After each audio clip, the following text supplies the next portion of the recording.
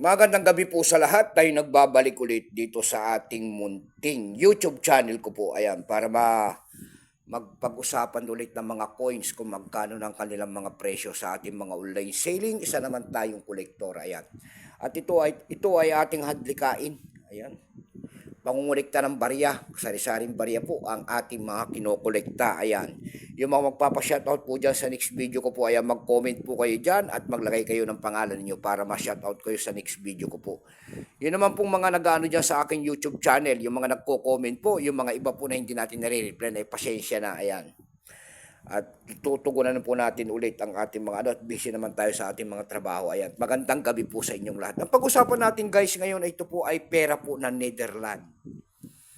One foreign po ng Netherlands, year 1998. Ayan, tingnan natin ang kanyang presyo kung magkano ng kanyang halaga.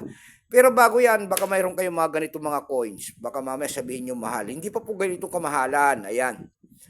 Sasabihin ko na sa inyo, ayan, hindi pa po yung kamahalan. Kaya bultuhan po ang aking bili sa mga ganyan po. 3 pesos po pataas ang kanyang bili lang.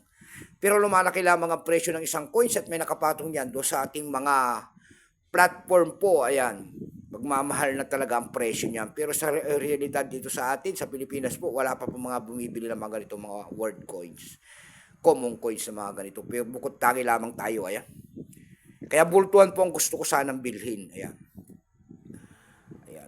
Pansamantala tayo magpapasalamat muna sa lahat ng ating masugid na tagapagsubaybay dito sa ating munting channel. Lalong-lalo na ang aking mga subscriber dyan. Maraming salamat sa inyo at magandang gabi. Maraming salamat din po sa mga manonood ko dyan sa ating FB page. Lahat po ng aking manonood dyan ay magandang gabi po at mga nakapalo, God bless po sa inyong lahat. Yun naman po hindi pa po nakapag-subscribe dito sa ating munting channel. Hihilingin ko lang sana sa inyo, ayan. Malaking tulong na po, ubagay kasi yan, ayan. Ang inyong magagawa, tulad na lamang po sana, baka mapindot nyo po ang ating subscribe button, like and share. Para ma-update ko naman kayo sa mga bago ko pang ilalabas na video po. Ayan po ang ating pag-uusapan po, pera po ng Netherlands. Ayan. Ayan. Tingnan natin ang kanyang presyo, magkano ng bintahan ito. Pero bago yan, kilalanin mo muna natin siya. Ayan po. Type nito ay Aruba, Netherlands. Ayan. Period po, Bittrex, 1980 hanggang 2013. Type nito standard circulation coins. Years, 1986 hanggang 2013. Value niyan, 1 Floren. Ayan. Currency Floren, 1986 up to date po. Kung ano materialis ang ginamit sa barya na yan, yan po ay nickel-plated steel. Namamagnet po yan.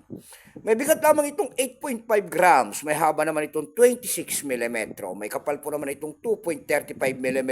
Orientation yan ay coin alignment. Number N-6433. Reference number KM-5. Ito pong year 1998 na ito po ay 7%. Wala pa pong kung ilang piraso po ang ginawa ng Netherlands sa barya na hawak natin. Ito po ay 299 million piraso po. May price na rin po yan doon sa ating numista. Binigyan na po ng presyo ng ating mga kolektor. Ayan. Yung kanyang verifying kung tawagin nila ay nagkakahalaga po ng 39 pesos. Yung kanyang extra pay naman ay 39. Yung kanyang almost uncirculated kung tawagin nila ay nagkakahalaga po ng 50 pesos. Yung kanyang uncirculated naman po ay 90 pesos na. Dako naman tayo sa kanyang presyo. Ayan. Sa ating ebay.com po, mayroon tayo nakita nagbebenta nito ng $5.25. Ayan. Nasundan po yan ng $4. Yung pinakamababa po na bintahan doon ay $2.80 na. Dako naman tayo sa ebay.com PH. Ayan, dito sa Pilipinas. Sa ebay.com PH po, mayroon na tayo nakita nagbebenta nito ng 281 pesos. Nasundan po yan ng 157 pesos. Ayan lamang po ang ating may babaging kanyang presyo po. Keep safe po sa lahat and God bless.